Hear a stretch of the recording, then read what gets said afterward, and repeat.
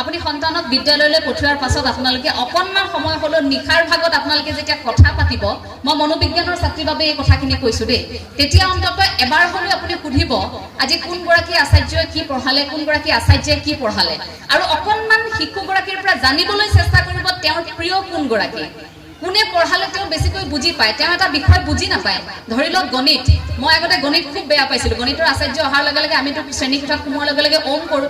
ওম কৰি থাকোঁতে মই ভগৱানক মনে মনে ভাবি থাকোঁ যে আচাৰ্য কিয় আহিলে, নহা হ'লে ভাল আছিল, আজি যদি শ্ৰেণীটো নকৰোঁ বুলি কৈ দিয়ে ক্লাছটো।